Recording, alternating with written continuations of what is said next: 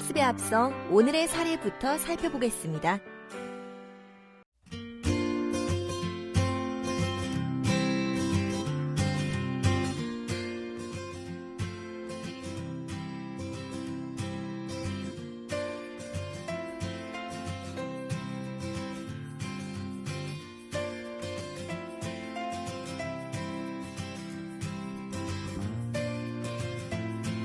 사례는 잘 읽어보셨나요?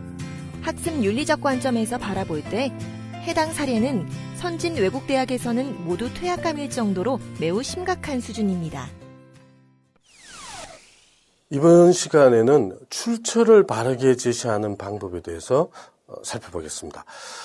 출처를 제시하는 방법은 크게 주석으로 제시하는 방법, 그리고 참고 문헌으로 제시하는 방식이 있습니다.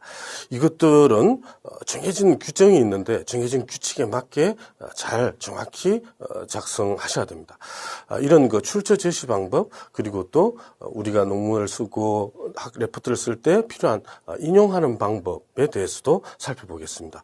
이렇게 정확히 잘 인용하고 출처를 바르게 제시하는 것은 바로 표절을 피하기 위한 방법이기도 하고, 나의 학문적인 성과, 나의 공부의 결과를 정당하고 권위 있게 드러내는 방법이기도 합니다.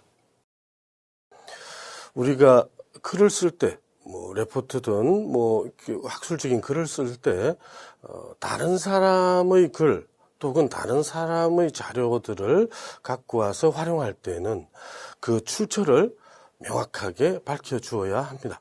다른 사람의 글뿐 아니라 어떤 다른 데서 갖고 온 데이터들 또는 그림 이런 것들 모두 마찬가지입니다. 이렇게 출처를 표시해야 되는 이유는 대부분 이 출처 제시가 출처를 제시하지 않고 썼을 경우에 그 경우는 그 표절에 해당되고 또 지적재산권을 해치는 행위이기 때문에 출처를 제시해야 합니다. 그러나 그런 어떤 법적인 문제도 있지만 그것보다도 어떤 학문 윤리, 학습 윤리의 측면에서 봤을 때 그리고 또 학문 탐구 활동이라는 측면에서 봤을 때 출처를 제시하는 것은 나의 주장이 든든한 근거와 또 확실한 자료, 권위 있는 자료에서 출발한다는 것을 보여주어서 나의 글을 좀 더 신뢰성 있고 좀 더 객관성 있게 해줄 수 있습니다. 또 그리고 내 글을 읽는 사람에게 중요하고도 상세한 자료를 제공해주는 그런 가치가 있습니다. 그러니까 내 글을 읽는 사람들이 이런 글들이 있구나, 이런 논문들이 여기에 있구나 하는 그 자료들을 공개하고 또 편하게 제시해주는, 알 수 있게 해주는 그런 이점들도 있다는 것이 출처를 바르게 표시하는 이유가 되겠습니다. 그러면 출처를 바르게 그리고 출처를 정확하게 어떻게 해야 그렇게 할 수 있을까요? 출처를 제시하는 것은 주석과 참고문헌 이 두 가지를 통해서 이루어집니다. 자기 글에서 자신의 그 설명이나 주장을 뒷받침하기 위해서는 어떤 자료를 사용했는지 또 얼마나 권위 있는 자료에서 근거한 것인지를 제시할 필요가 있습니다. 그리고 이 출처를 주석과 참고문헌을 통해서 제시하는 것은 자신의 설명이나 근거를 객관적으로 검증받기 위한 수단이기도 하고 또 학문의 성과 또 학문의 정직성을 인정받는 방법이기도 합니다. 출처는 주석과 참고문으로 제시되는데요. 주석은 본문 안에서 본문 내에서 괄호를 통해서 간략하게 제시하는 방법도 있고 또 본문 아래에 페이지 맨 아래쪽에서 제시하는 방법도 있습니다. 이것은 보통 각주라고도 하죠. 그러니까 각주, 다리 각자이고 그러니까 아래쪽이라는 뜻이고 영어로도 그 풋노트라고도 합니다. 이 주석의 종류는 그 위치에 따라서 주석을 페이지 아래쪽에 놨을 때 그 각주 그때를 그 각주라고 하고 또 그 글의 뒷부분에다가 이 주석들을 이렇게 모아놓는 경우도 있는데 그럴 경우는 그 미주라고 합니다. 미주는 꼬리 밑자, 영어로는 엔드노트라고도 하죠. 그렇지만 이제 대부분 우리가 각주를 좀 더 널리 사용하고 있습니다만 각주나 미주 둘 중에 어떤 것이든지 사용해도 좋습니다. 참고문헌은 본문에서 언급한 어떤 저서나 논문, 기사와 같은 문헌 자료들, 또는 인터넷 자료들, 이런 본문에서 언급한 자료들을 모두 모아서 글의 맨 끝에서 체계적으로 정리해서 제시한 목록입니다. 이런 그 주석의 표기 방식과 참고 문헌의 작성법은 학문 분야마다 조금씩 차이가 있습니다.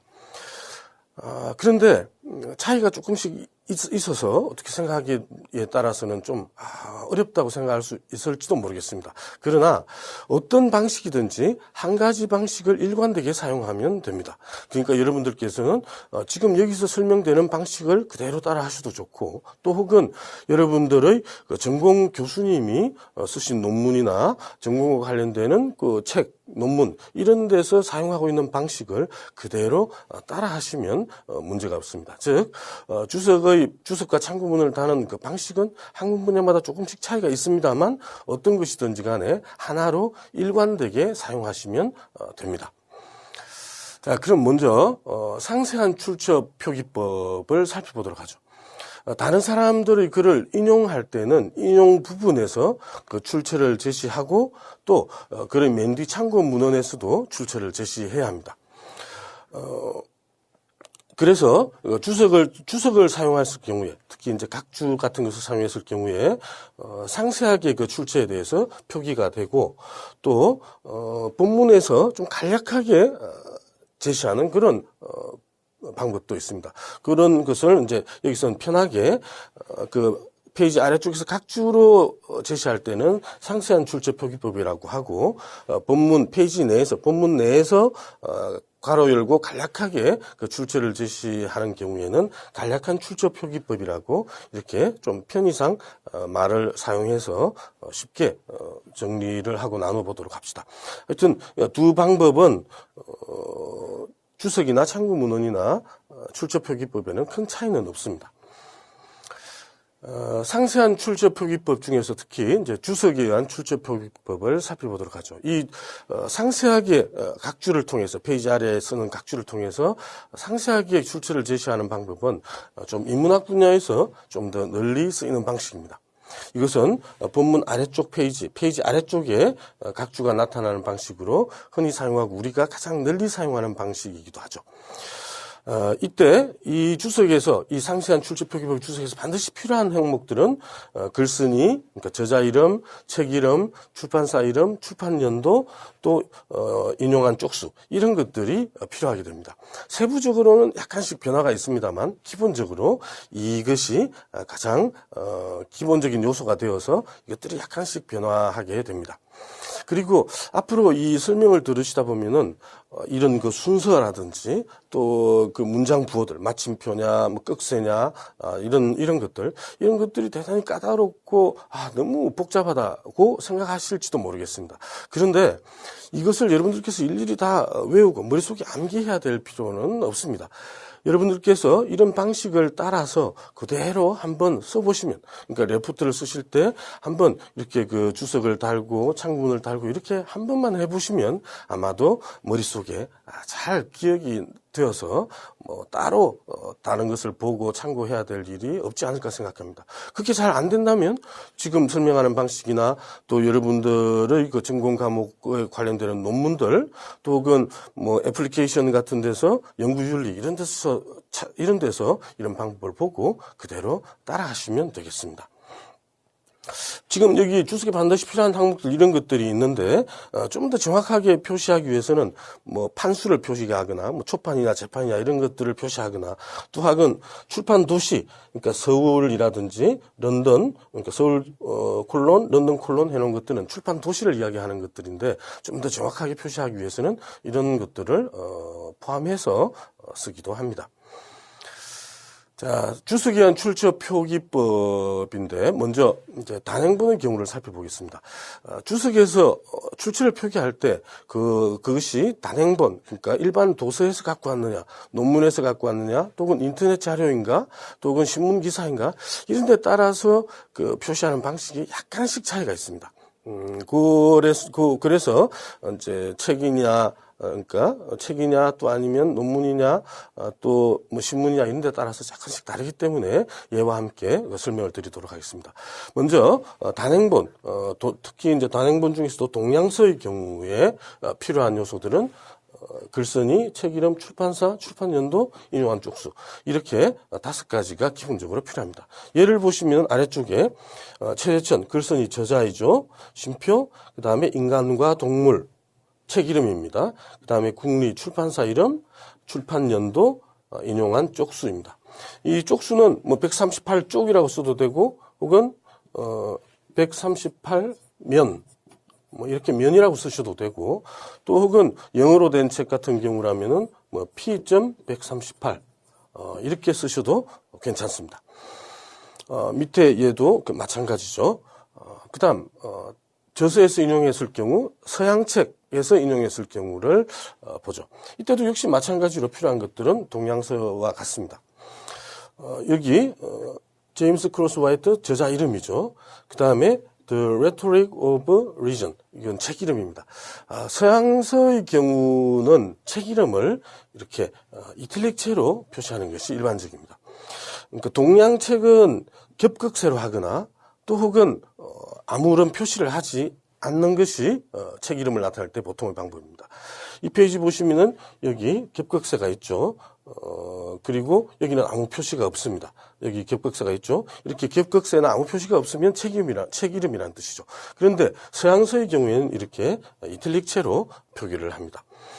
마찬가지로 여기도 토마스 쿤 저자 이름, 그 다음에 The Essential of Attention 책 이름 이탈릭체로 되어 있죠. 그 다음에 시카고 출판 도시, 그 다음에 시카고 출판부 출판사 이름이죠. 그 다음에 출판 연도, 그 다음에 인용한 쪽수 이런 식으로 쓰면 됩니다. 자 여기까지는 책에서 단행본에서 인용했을 경우에 출처 표시에 대해서 말씀드렸습니다. 이번에는 번역한 책에서 인용했을 경우에 어떻게 하는가 합니다. 우리 대학생 여러분들께서는 번역한 책에서 인용하는 경우도 많죠. 번역서에서 인용했을 경우에는 역시 맨 처음 글쓴이와 책 이름이 있고 그 다음에 번역한 책이니까 번역한 사람 옮긴 이를 이름을 써주고 그 다음에 출판사와 출판연도 인용한 쪽수를 쓰는데 이것이 들어간다는 것이 좀 차이점이죠. 예를 보시면요. 번역한 책의 원래 저자 그러니까 원저자 이름 장폴 사르트르를 써줍니다. 그 다음에 이 번역한 책 이름은 지식인을 위한 변명이라는 책이고 이 책을 번역한 사람이 조연훈입니다. 조연훈 옮김 혹은 조연훈 역 이렇게 써줘도 괜찮습니다. 그리고 출판사 이름, 출판연도, 인용한 쪽수 이렇게 되는 거죠. 밑에도 마찬가지 저자 이름, 책 이름, 번역한 사람, 출판사 이름, 출판연도, 인용한 쪽수 이렇게 되겠습니다. 자, 이번에는 논문에서 인용했을 경우에는 어떻게 하는가 살펴보겠습니다. 여기 뭐 보시면 좀 복잡해 보이지만 앞에 단행본에서 인용했을 경우하고 약간만 차이가 있습니다. 어떤 차이가 있냐면은 논문의 경우에도 역시 논문을 쓴 글쓴이 이름이 있겠죠. 그 다음에 논문은 논문 제목이 있습니다. 그래서 논문 제목을 써줍니다.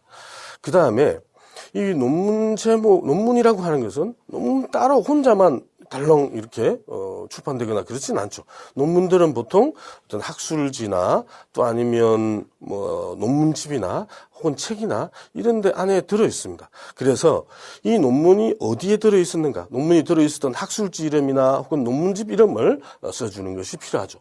그래서 여기에 이 논문이 들어 있었던 학술지 이름을 써줍니다. 그리고 학술지는 권호수가 있겠죠. 뭐 한 권만 있는 것이 아니라 1권, 2권, 3권 이렇게 있을 테니까 학술지가 몇 번째 나온 학술지인지를 써줍니다. 그 다음에 이 학술지가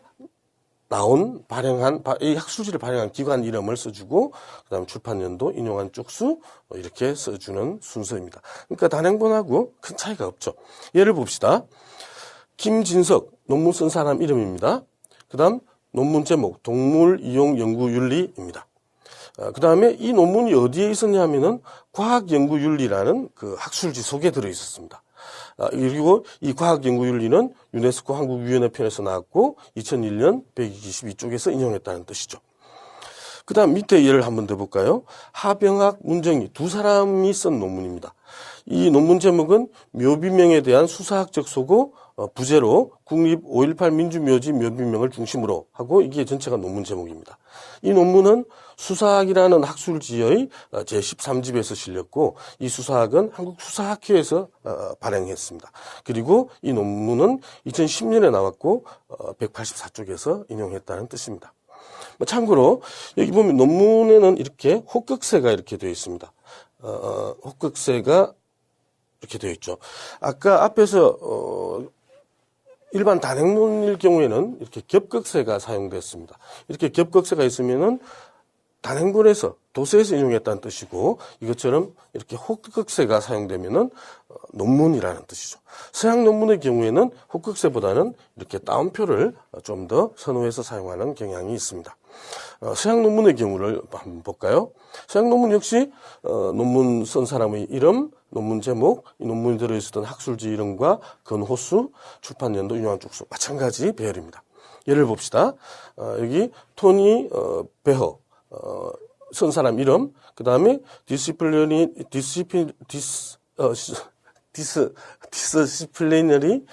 디스코스 논문 제목이죠. 그 다음에 이 논문이 들어있었던 학술지 이름이 Studies of Higher Education 학술지 이름입니다. 그리고 이 학술지가 12호라는 뜻이죠. 그리고 이 학술지가 나온 연도가 1987년이고 이 논문의 261쪽에서 인용했다는 뜻입니다. 마찬가지로 여기도 논문 쓴 사람 이름, 논문 제목, 그 다음에 이 논문이 들어있었던 학술지 이름과 호수, 그 다음에 논문이 나온 날짜, 여기는 월까지 제시되어 있죠. 그 다음에 인용한 쪽수입니다. 아까 말씀드린 것처럼 동양의 경우 논문 제목은 혹극세, 서양의 경우는 이 겹다운표를 쓰는 것이 보통입니다. 자, 그 다음에 이번에는 신문에서 인용할 경우도 있겠죠. 신문에서 인용했을 경우 어떻게 하느냐. 신문에서 인용했을 경우에는 맨 처음 신문 기사의 제목, 그러니까 헤드라인을 써줍니다. 그 다음에 신문 이름, 그 다음에 신문의 발간 일자, 그 다음에 신문의 게재 면수, 신문의 몇 쪽에 써 있었는가를 써주는 거죠. 자, 예를 볼까요? 학교폭력 왕따 논란 유치원으로 번지다.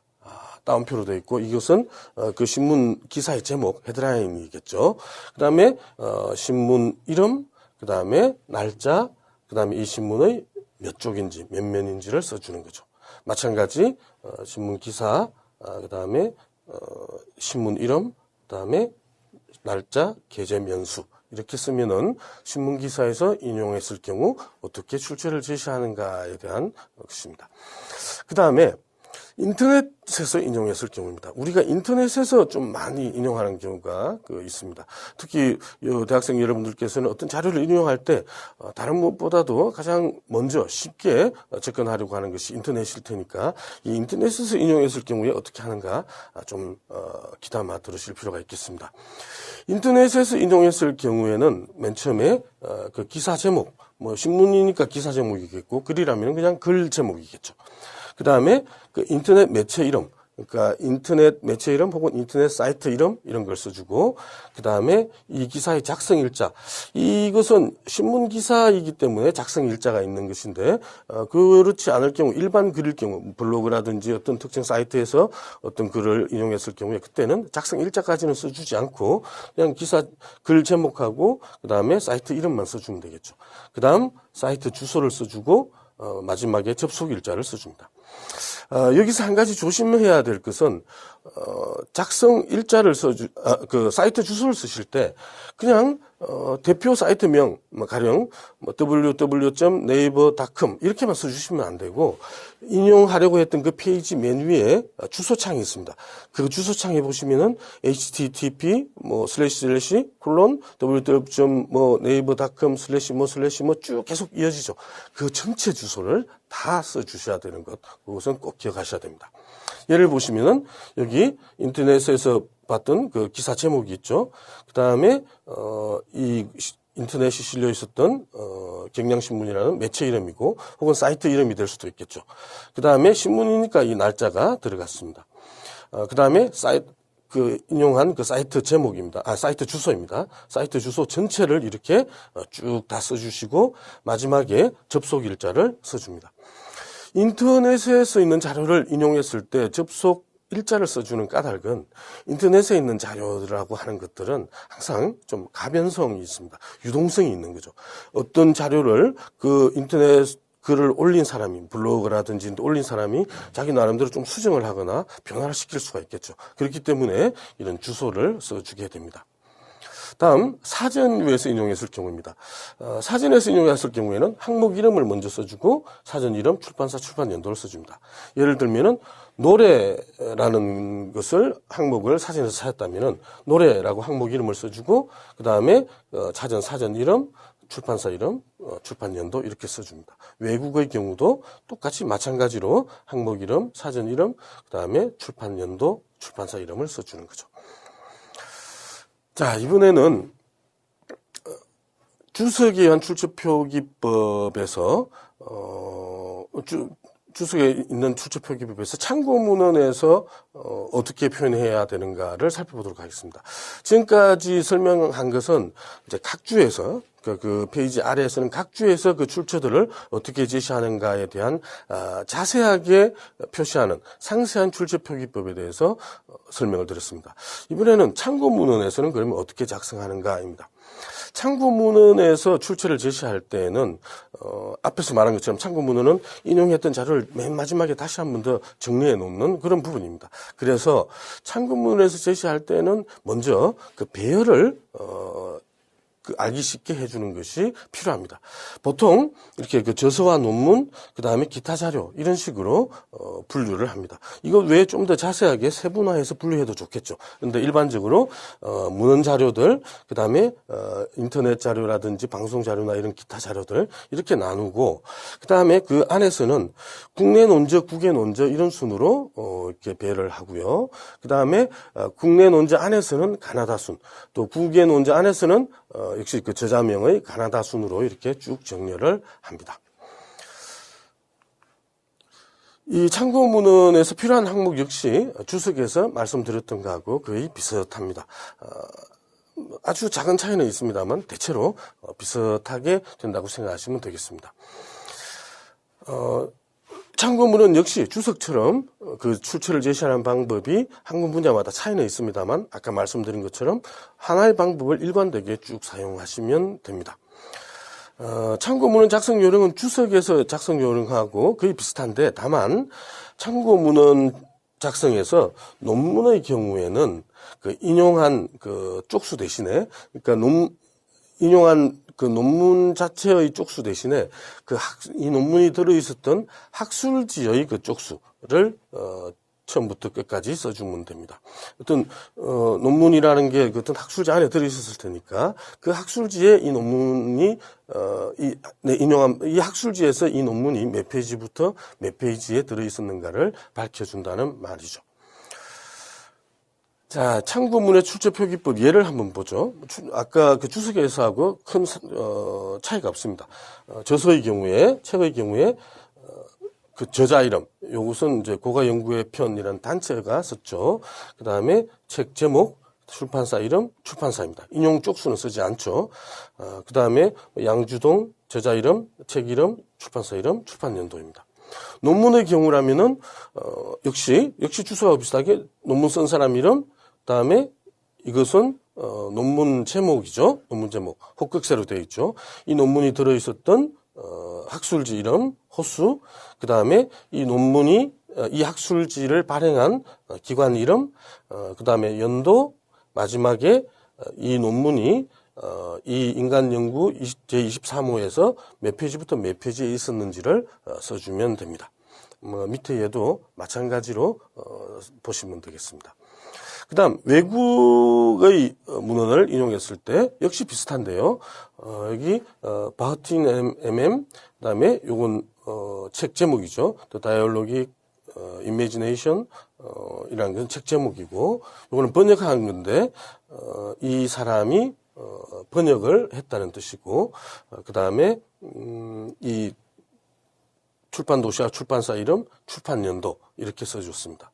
역시 바이런 존 저자 이름, 그 다음에 톨스토이 앤 노블 책 이름, 그 다음에 출판 도시와 출판사 이름, 출판 연도 이렇게 주석하고 뭐 별 차이가 없죠.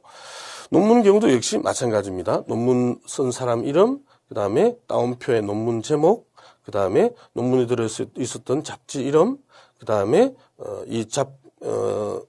잡지 이름과 그 다음에 호수, 그 다음에 논문이 나온 연도입니다.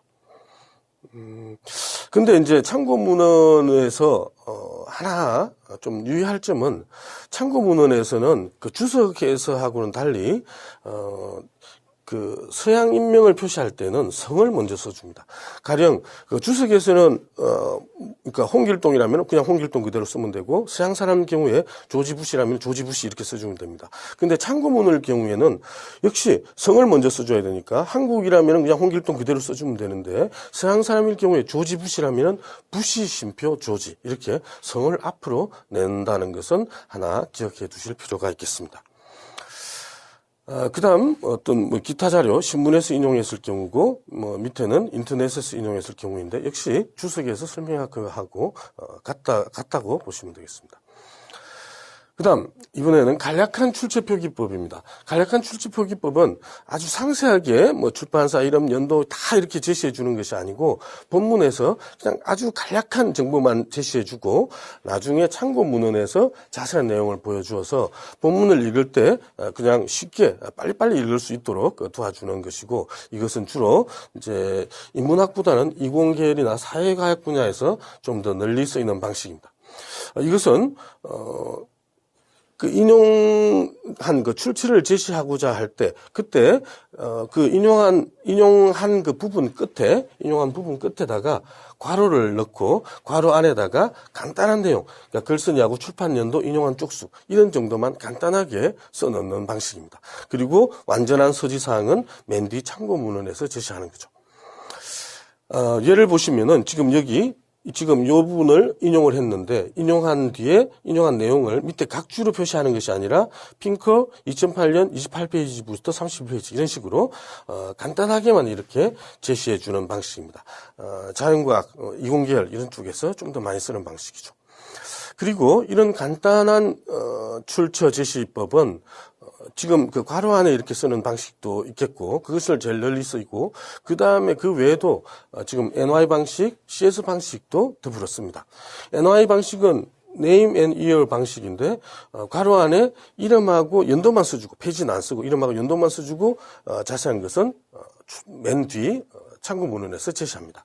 그 다음 CS 방식은 사이테이션 시퀀스, 그러니까 인용한 순서만 써주는 거죠. 그러니까 인용한 부분 뒤에 딴 건 쓰지 않고 그냥 번호만 1번, 2번, 3번, 4번, 5번 이렇게 순서대로 번호만 매기고 그 내용을 참고문헌에서 자세히 제시해주는 방식입니다. 참고문헌에서의 표기법, 또 간략한 출처 표기법 역시 학문 분야마다 차이가 있지만 앞에서 말했던 상세한 출처 표기법하고 비슷하고 역시 어떤 하나의 이 방법을 일관되게 사용하시면 되겠습니다.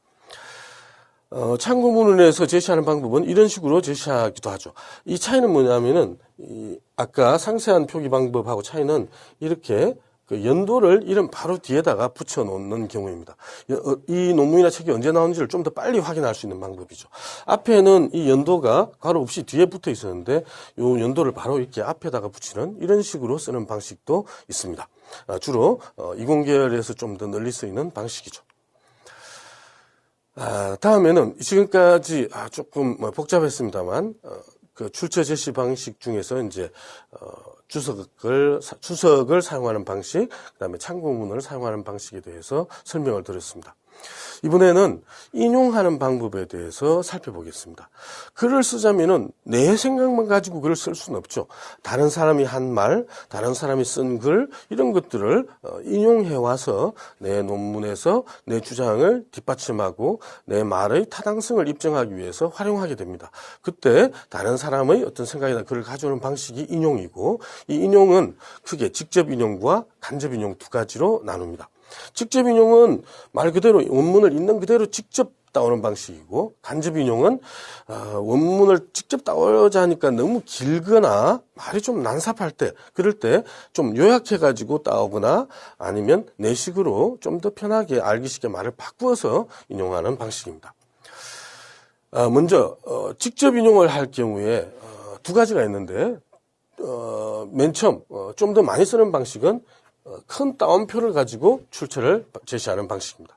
지금 여기 붉은색 부분이 직접 인용한 부분입니다. 어떤 다른 글에서 있는 그대로 따온 거죠. 이때 따올 때는 글자 하나, 토시 하나 바꾸면 안 됩니다. 이때 따올 때 이때 이렇게 따옴표를 이렇게 써주고, 따옴표 뒤에 각주 번호를 붙이고, 이 각주란에서 어디에서 이것을 따왔는지 그 출처를 이 아래쪽에 각주로서 제시하는 방법입니다. 그런데 인용을 할 경우에, 직접 인용을 할 경우에 직접 인용이 좀 길 경우도 있습니다. 좀 길다는 것은 통상 한 4줄 이상, 4행 이상 정도를 좀 길다고 하는데, 이럴 경우에는 그냥 본문 안에서 따옴표로 인용하는 것이 아니라 따로 하나의 단락을 만들어서 표현합니다. 지금 이 부분이 인용된 부분입니다. 이렇게 따로 하나의 단락을 만들고 좌우 여백도 주고 글자 포인트도 하나 줄이고 이렇게 해서 인용한 부분을 표시합니다. 이렇게 단락으로 인용을 했을 경우에, 직접 인용을 했을 경우에는 따옴표는 하지 않고 인용한 부분 끝에다가 각주 번호를 붙이고 각줄 안에 이렇게 출처를 제시하게 됩니다. 그 다음에 두 번째 이제 간접 인용의 방법입니다. 간접 인용은 인용 부호를 사용하지 않습니다. 따옴표를 사용하지도 않고 단락을 만들지도 않습니다. 그리고 간접 인용 시에는 인용할 분량을 되도록 짧게 처리하거나 인용 표시구를 사용하는 것이 좋습니다.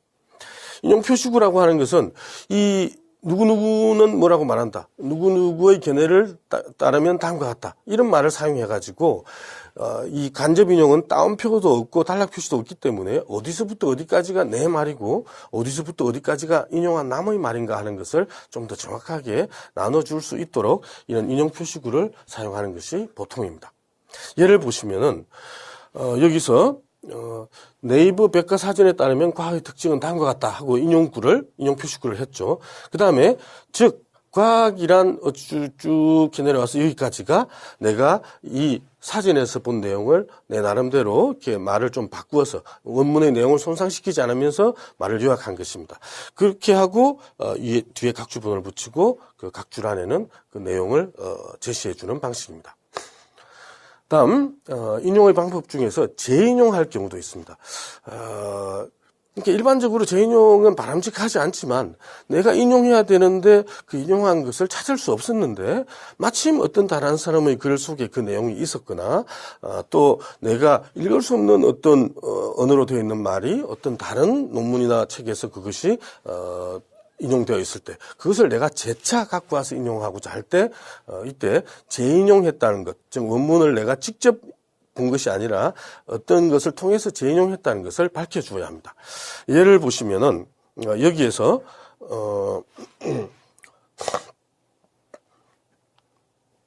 지금 여기 따옴표 있는 부분, 요 부분은 어떤 다른 사람의 책에서 재인용한 부분입니다. 그 재인용했을 경우에 여기에 재인용한 뒤에 각주 번호를 붙이고 각줄 안에서 어디에서 재인용했는가 하는 것을 밝혀줍니다. 그런데 이때 재인용하는 그 구체적인 각주를 다는 방식은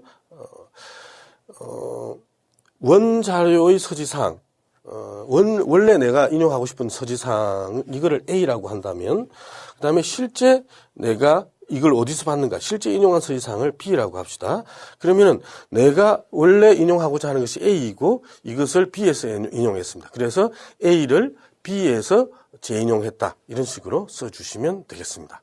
자, 이상으로 오늘 주석과 참고문헌이라는 출처 제시 방법 그리고 인용의 방법에 대해서 설명을 드렸습니다. 오늘 학습한 내용은 잘 이해하셨나요? 학습한 내용의 토대로 문제에 대해 함께 고민해 보겠습니다. 간략한 출처 제시법과 본문에서의 출처 표기법 부분에서 제시한 방법 외에 널리 쓰이는 방법은 어떤 것이 있을까요?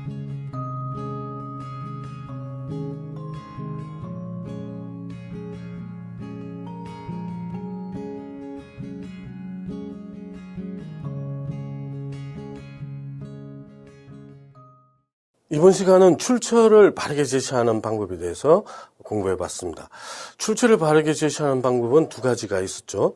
주석을 바르게 표시하는 방법, 참고문으로서 출처를 정확히 제시하는 방법, 이렇게 두 가지. 그리고 인용에서의 직접 인용과 간접 인용, 재인용 이런 것들에 대해서 살펴봤습니다. 출처를 정확하게 제시하는 일은 학문의 정직성과 객관성을 얻는 방법이기도 하고 또 표절을 피하기 위한 가장 단순하고 명료한 방법이기도 합니다.